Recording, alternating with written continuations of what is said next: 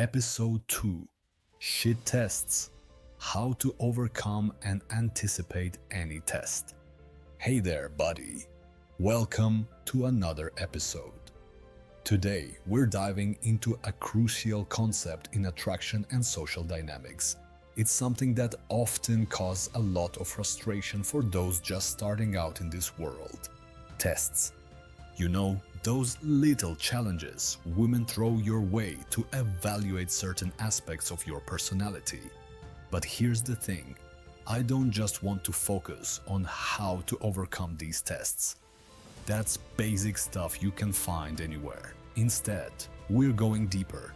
I want you to understand the origin of tests, why they happen, and how you can anticipate them. By the end of this episode, you'll not only know how to handle them, but also how to recognize them before they even happen. Why tests exist. The first step is understanding where these tests come from.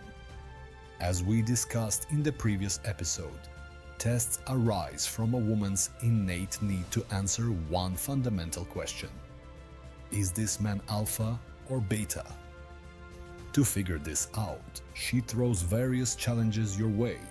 Based on how you respond, she can quickly determine how alpha or beta you are. Now, let's break this down further. There are two main types of tests. Type 1: Initial interaction tests. These are the tests you'll encounter during the early stage of meeting someone. For example, when you approach a woman at a club or during your first conversations. These tests are usually straightforward and easy to spot. They often involve playful or slightly challenging remarks designed to see how you react. Let me share 3 effective ways to handle these tests. Agree and amplify.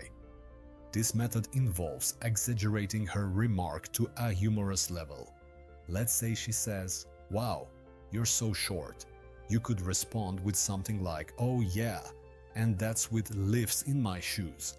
Imagine me without them. I'd probably only reach your waist." By amplifying her statement, you're showing confidence and a playful attitude. Misinterpretation. Here, you twist her comment into something positive or even flirtatious. For example, if she says, "That shirt doesn't look good on you," you could reply, "Wow, if you wanted to see me without it, you just had to ask." This approach flips the dynamic, making the interaction more fun and engaging. Ignore and redirect. Sometimes the best response is no response. If she says something like, "You're too young for me," you can simply ignore the comment and shift the conversation to another topic. This demonstrates that you're unbothered and focused on steering the interaction. While ignoring can be effective, the first 2 methods allow you to not only pass the test but also leave a memorable impression. You're not just reacting, you're standing out and showing that you understand the game. Type 2: Relationship tests. These are more subtle and often more challenging to identify. They typically appear after you've been seeing someone for a while. Unlike the initial tests, these can feel less like playful jabs and more like genuine complaints or requests. Here's the tricky part. These tests have a dual purpose. First, they still aim to assess how alpha or beta you are. But second, they're often designed to subtly push you into beta territory. Let me explain. When a woman gets to know you and develops some level of comfort in the relationship, she may begin to test you in ways that seem harmless on the surface. For instance, she might say, "I don't like that I'm always the one texting first. Why don't you text me more?" On the surface, this seems like a reasonable complaint. But if you change your behavior to accommodate it, you're subconsciously signaling that she can alter your actions. This is what we call losing your frame. Your frame represents your boundaries, confidence, and sense of self. If you let her dictate your behavior, you're effectively relinquishing control and becoming more beta. And while it may seem like a good idea to fix the situation to make her happy, doing so often backfires. How to handle relationship tests. To navigate these tests, you need to understand their subtle nature and respond accordingly. Let's explore some common examples and strategies. Behavioral demands. If she asks you to change a habit, like texting her more often, treat it lightly. Imagine she's a little sister making a fuss. Playfully acknowledge her comment but don't alter your behavior. For example, "Oh her, why don't you ever text me first?" "Oh you, because I thought you liked doing it," with a playful smile. Requests for favors. If she starts asking for favors, like driving her somewhere or picking up something, handle it with humor and lightheartedness. Don't flat out refuse, but don't comply immediately either. For example, "Oh her, can you pick me up from work?" "Oh you, sure, but only if you bring me snacks as payment." Mentioning other men.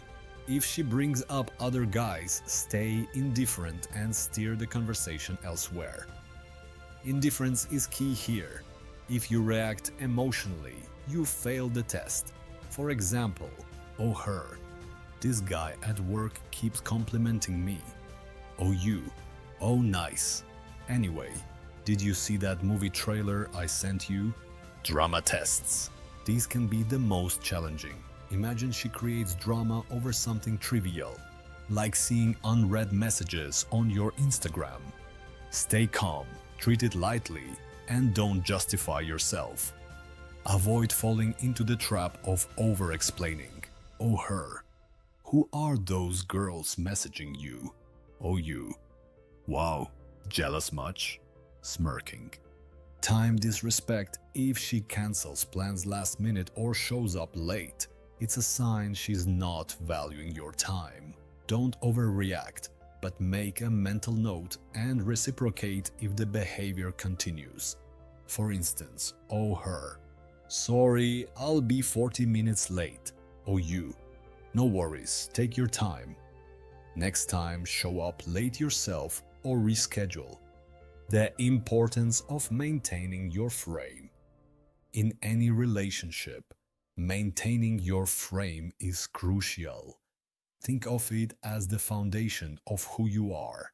If you allow it to crumble under pressure, it sends a clear signal that you're willing to compromise your identity to please others. This may provide temporary harmony, but often leads to long-term dissatisfaction for both parties. Here's a useful analogy. Imagine your frame as a solid wall. A woman's tests are like little taps on the bricks, searching for weaknesses. If she finds a loose brick and you don't address it, she'll keep tapping until the wall collapses. But if the wall holds firm, she'll respect its strength. Final thoughts. Understanding and handling tests isn't just about passing them. It's about showing that you're confident, grounded, and unshaken. By maintaining your frame and responding with humor, indifference, or playfulness, you demonstrate the qualities that naturally draw people in. If you have questions or suggestions, feel free to share your thoughts. Let's keep this conversation going. Until next time, stay confident and stay true to yourself.